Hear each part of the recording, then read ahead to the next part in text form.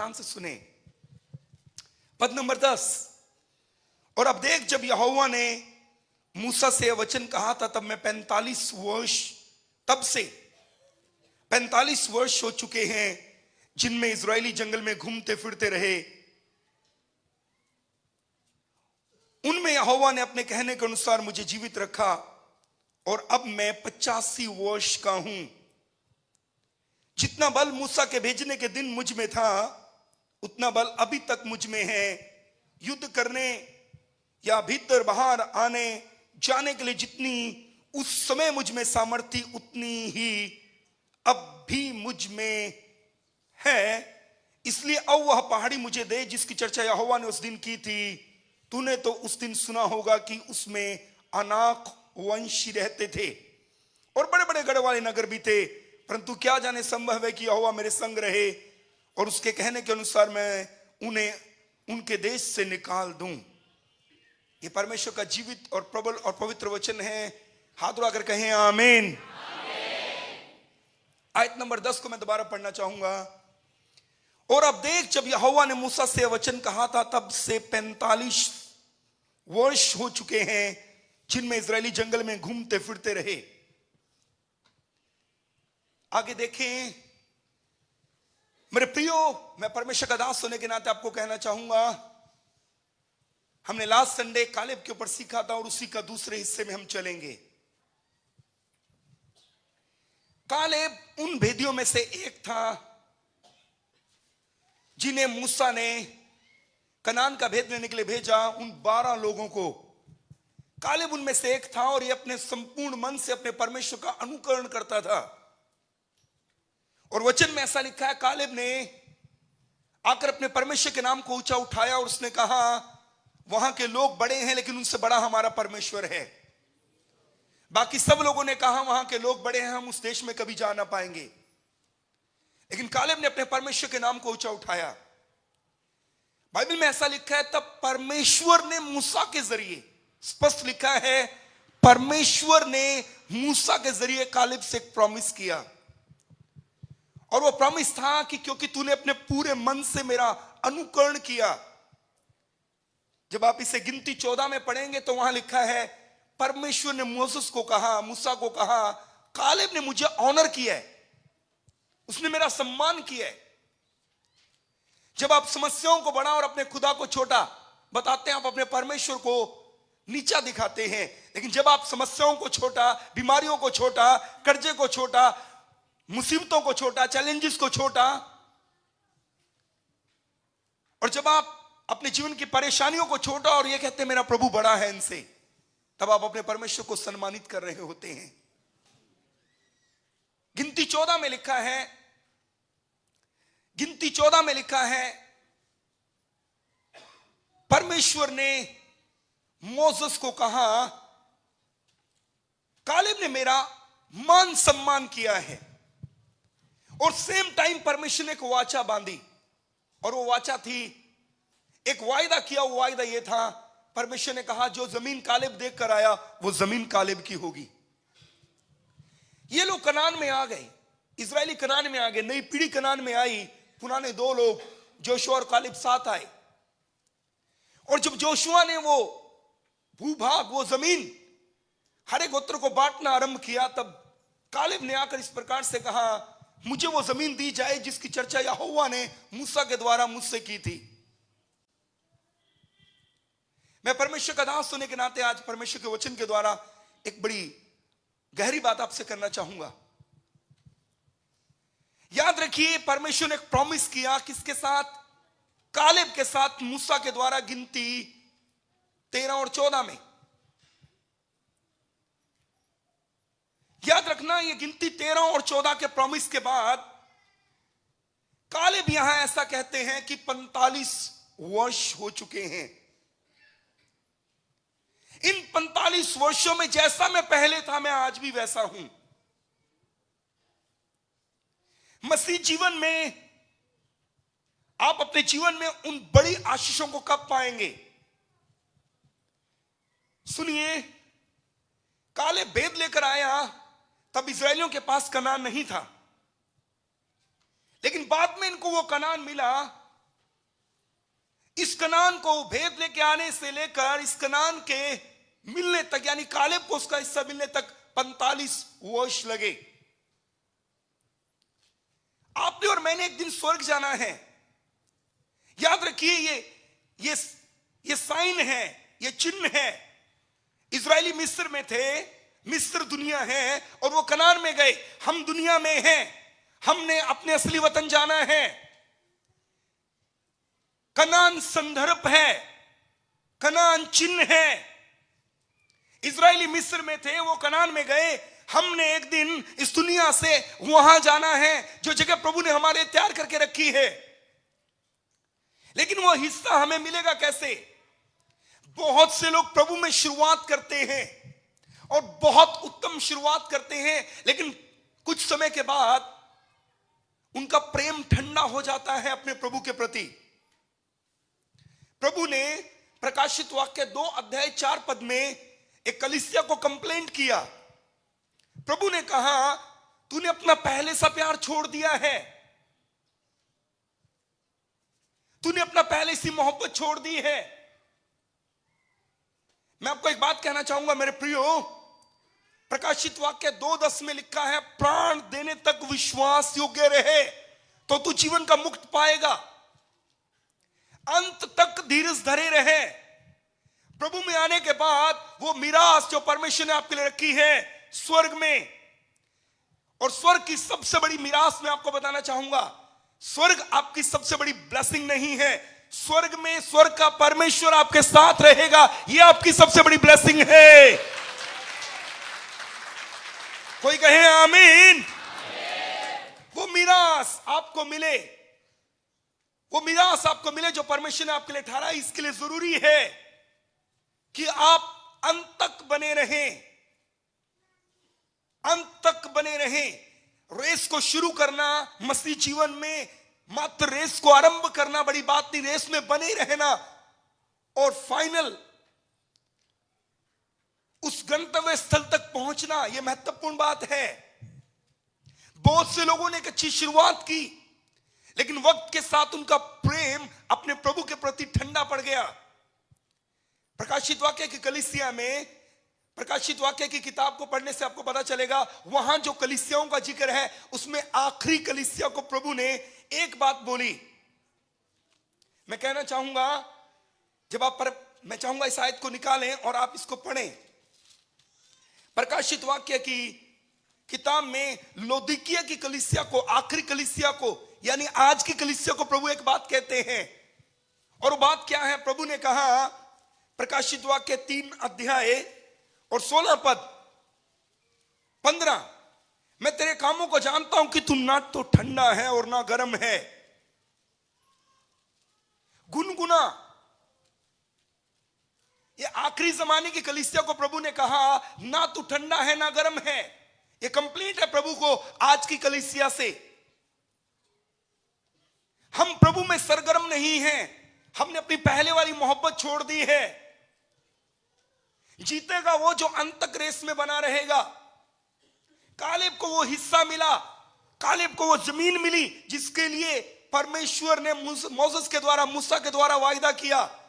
वो हिस्सा कालेब के, वो जमीन का टुकड़ा कालेब के हिस्से में आया। वो प्रॉमिस लैंड, वायदे की जमीन का वो हिस्सा कालेब को मिला। कालेब ने एक बात कही, 45 वर्ष पहले मैं जैसा था मैं आज भी वैसा ही हूं।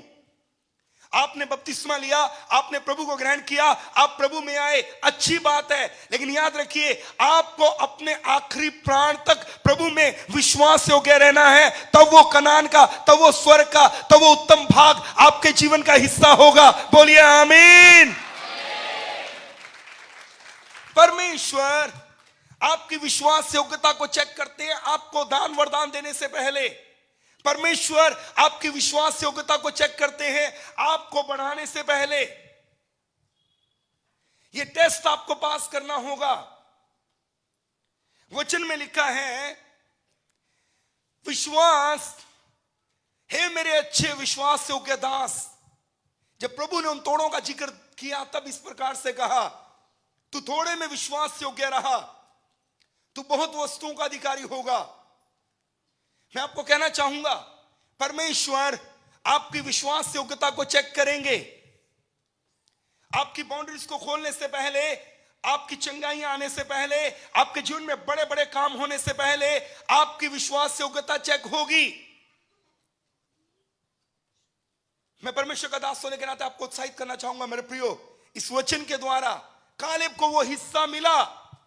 लेकिन एक बात याद रखिए, इन 45 सालों में कालेब कहता है मैं जैसा तब था मैं आज भी वैसा ही हूं।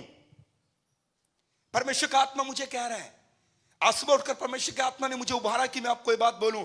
जितने सभा को ऑनलाइन सुन रहे हैं या इस भवन में बैठकर सुन रहे हैं, यहां कई ऐसे लोग हैं जिन्होंने कई साल पहले मसीह के साथ एक अच्छी जोरदार शुरुआत की, लेकिन आज उनका प्रेम प्रभु के प्रति ठंडा हो गया है।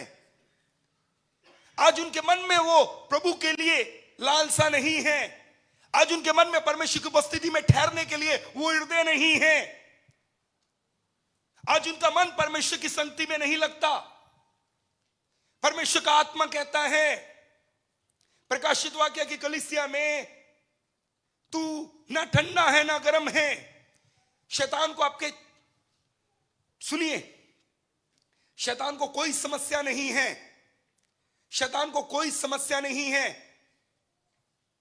आप प्रभु के पीछे चलें इस बात में, शैतान को कोई समस्या नहीं है। आप बाइबल पढ़ें इस बात में, शैतान को कोई समस्या नहीं है। आप आराधना करें इस बात में, लेकिन शैतान सिर्फ यह चाहता है कि आप अपना वो आनंद खो दें और सही मन से ये सब ना करें। शैतान चाहता है आप सही मन लेकर ना करें। वो कहता है करो लेकिन बेमन से करो, प्रार्थना करो लेकिन ऐसे जैसे तुम्हारा मन नहीं करता, बस एक ड्यूटी के जैसे। बहुत सारे लोग हैं जिनके प्रेम को आज, जो प्रभु के प्रति उनका प्रेम था, शैतान ने ठंडा कर दिया है। उनमें वो अपने प्रभु के प्रति चलने का उत्साह खत्म हो गया है। उन्होंने अपने उद्धार के आनंद को खो दिया है। कल शाम में एक सभा में था और सभा में एक छोटा संदेश देने के लिए प्रभु ने मुझे अनुग्रह दिया। भजन संहिता 51 उसके 12 पद में भजनकार दाऊद ने राजा बनने के बाद इस प्रकार से कहा, और जब उससे पाप हुआ, वो अपने परमेश्वर से दूर चला गया, उसने गुनाह कर दिया। उस पाप के कारण, उस संसार के प्रभाव के कारण, याद रखिए जब दाऊद ने बतशेबा से व्यभिचार किया, उसका सबसे बड़ा रिजल्ट क्या आया मालूम है? सुने ध्यान से, जब दाऊद ने बतशेबा के साथ व्यभिचार किया, उसके पति को मरवा दिया, इसका सबसे बड़ा रिजल्ट मालूम है क्या आया? इसका सबसे बड़ा रिजल्ट भजन संहिता 51 के 12 पद में लिखा है, अपने किए उद्धार का हर्ष मुझे फिर से दे। उसने जो उसके पास साल्वेशन थी उसका आनंद खो दिया था। आज बहुत सारे लोग हैं जिनके जीवन में से उद्धार का आनंद खत्म हो गया है। आज बहुत से लोग हैं जिनके जीवन में से उद्धार का आनंद मिट गया है। एक समय था प्रेरितों के काम की किताब में, पुराने जमाने की कलीसिया में, वो मसीह के लिए मार खाकर बाहर निकले, उनको पीटा गया। जब वो बाहर निकले वो आनंदित हुए, मसीह के कारण अपमानित और पिटने का मौका मिला। ये उद्धार का आनंद है। वो उद्धार के आनंद में थे। आज बहुत से लोग हैं जिनके जीवन में से उद्धार का आनंद खत्म हो गया है।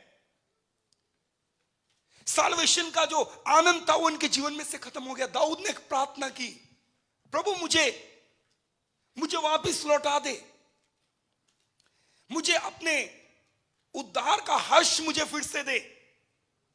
दाऊद ये कहना चाहते हैं, मैं संसार की किसी भी बात से आनंदित नहीं होना चाहता। मेरे आनंद का विषय केवल एक रहे कि मैं अपने प्रभु के साथ सदावास करूंगा, अपने प्रभु के संग रहूंगा। बोलिए आमीन। मेरे उद्धार का आनंद मुझे लौटा। आज बहुत से लोग हैं जो कलीसियाओं में काम करते हैं, सेवा करते हैं, आराधना करते हैं। मैं उनको आराधना करते देखता हूं, मैंने परमेश्वर का वचन प्रचार करते देखता हूं, मैंने कलीसिया में भिन्न भिन्न प्रकार की सेवकाइयों को करते देखता हूं, लेकिन याद रखिए वो मन के आनंद से नहीं कर रहे। उनके अंदर से वो आनंद खत्म हो गया, वो सिर्फ काम कर रहे हैं, वो आनंद चला गया उनके अंदर से। लास्ट वीक मैंने मेरे रूम में एक व्यक्ति को बुलाया जो हमारी टीम का एक हिस्सा है। मैंने उनको कहा, पवित्र आत्मा मुझे 3 लोगों के विषय में कह रहा है कि वो प्रभु का काम तो करें, लेकिन उन्होंने उस आनंद को खो दिया जिस आनंद से वो किया करते थे। और उस व्यक्ति ने मेरे सामने खड़ के विटनेस दिया, पहला मैं ही वो व्यक्ति हूं। मैंने बोला, प्रभु ने कहा वो तू ही है। और इसके अलावा 2 और हैं। मैं आपको कहना चाहूंगा, आज यहां बहुत हैं, इस ऑनलाइन मीटिंग को सुनते समय बहुत लोग हैं, आप सब में से बहुत लोग हैं जिन्होंने अपने उद्धार के आनंद को गवा दिया। एक समय था, हमारे आनंदित रहने का कारण यह था कि मैं प्रभु का हूं। हमारे आनंदित रहने का कारण यह था कि मैं परमेश्वर की उपस्थिति में हूं। भजनकार दाऊद ने कहा, मैं खुश हुआ जब मुझे यह कहने लगे, आओ प्रभु के घर में चलें। आज बहुत लोग हैं जिन्होंने अपने उद्धार के आनंद को खो दिया। बड़े ध्यान से सुनना मेरे प्रियो, शुरुआत करना बहुत आसान है, मसीह जीवन में शुरुआत करना बहुत आसान है। कहीं भी बाइबल में शुरुआत करने वालों को रिवॉर्ड नहीं दिया गया। बाइबल में उनको रिवॉर्ड के विषय में लिखा है जिन्होंने उसको पूरा किया। कोई ये कहे आमीन। ये वो रेस है जिसमें आपको बने रहना है, ये वो रेस है जिसमें आपको बने रहना है। शैतान नहीं चाहता आप अपने मन के आनंद से प्रार्थना करें, आप अपने मन के आनंद से आराधना करें। शैतान नहीं चाहता आपके मन के आनंद से आप बाइबल को खोलें और उसको पढ़ें। उद्धार का आनंद, आज बहुत लोग हैं जिनके अंदर से उद्धार का आनंद चला गया। मैं आपको कहना चाहूंगा मेरे प्रियो, परमेश्वर का दास होने के नाते कालेब ने कहा, 45 वर्ष पहले मैं जैसा था मैं आज भी वैसा ही हूं। कोई कहे आमीन, कोई कहे आमीन। एक बार जोर से बोलिए आमीन। मैं 45 साल पहले जैसा था मैं आज भी वैसा ही हूं। आज जितने ऐसे लोग हैं जिन्होंने कई साल पहले प्रभु को जाना और वो अपने उस प्रेम को खो चुके हैं जो उनका प्रभु के प्रति था, आपके लिए संदेश है, उत्साहित हो जाइए, अपने उद्धार के आनंद में वापस लौट आइए। संसार और संसार की हर चीज मिट जाएगी। मैं आपको कहना चाहूंगा, मसीह जीवन में आने के बाद वो लोग हमेशा आपको निराश मिलेंगे जो मसीह में आने के बाद इस संसार की वस्तुओं में आनंद ढूंढ रहे हैं, जो मसीह में आने के बाद अपने आनंदित रहने का कारण सिर्फ अपने परमेश्वर को मानते हैं। वो कभी निराश नहीं होंगे, वो कभी उदास नहीं होंगे, उनके चेहरे कभी उतरेंगे नहीं। कोई कहे आमीन। दाऊद ने पाप किया और उसको पता था कि मैं एक आनंद खो चुका हूं। मैं राजा हूं, राज सिंहासन मेरे पास है, नौकर मेरे पास है, राजघराना मेरे पास है, महल मेरे पास है, समृद्धि मेरे पास है। लेकिन दाऊद कहना चाहता है, एक चीज मैंने खो दी, अपने उद्धार का आनंद। आज बहुत लोग हैं प्रभु में आने के पास उनको नौकरियां मिली, बंगले मिले, गाड़ियां मिली, वीजे मिले, सब है उनके पास, लेकिन अगर उन्होंने कुछ खो दिया तो वो था उद्धार का आनंद। दाऊद ने यह दुआ नहीं कि प्रभु मेरा महल और बढ़ा दे। दाऊद ने यह दुआ की, मुझे मेरे उद्धार का आनंद वापस लौटा दे, क्योंकि दाऊद को पता था उस आनंद के बिना सब कुछ व्यर्थ है। ओह, कोई कहे हालेलुया। मैं कहूंगा कोई जोर से कहे हालेलुया। मैं कहूंगा मेरे प्रियो, वचन में लिखा परमेश्वर की उपस्थिति में आनंद की भरपूरी है और उसके दाहिने हाथ में सुख सर्वदा बना रहता है। मैं हमेशा पुलपिट से यहां से एक बात बोलता हूं और लगभग हर साल बोलता हूं, मैं ओपनली डिक्लेयर करता हूं, मैं दुनिया में हर चीज के बिना रह सकता हूं सिवाय परमेश्वर के।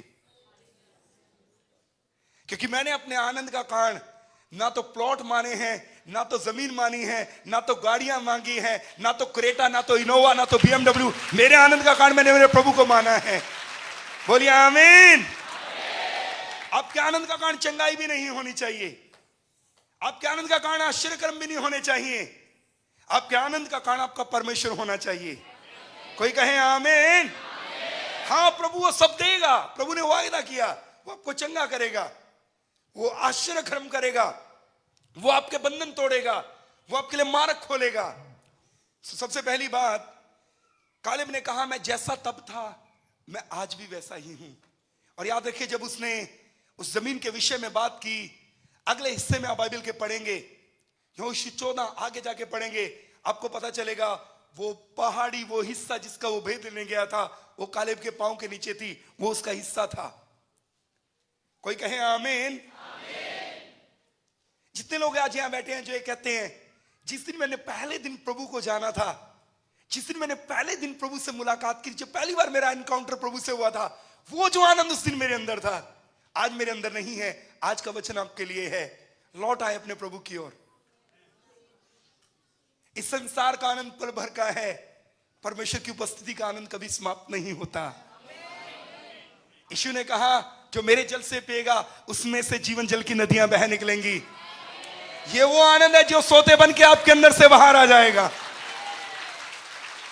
हालेलुया। छोटा है, जोर से बोलिए हालेलुया।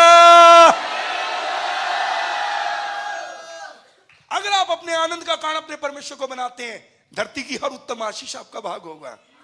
मैं रिपीट करना चाहूंगा, अगर आप अपने आनंद का कारण अपने परमेश्वर को बनाते हैं, धरती की हर उत्तम आशीष आपके जीवन का भाग होगा।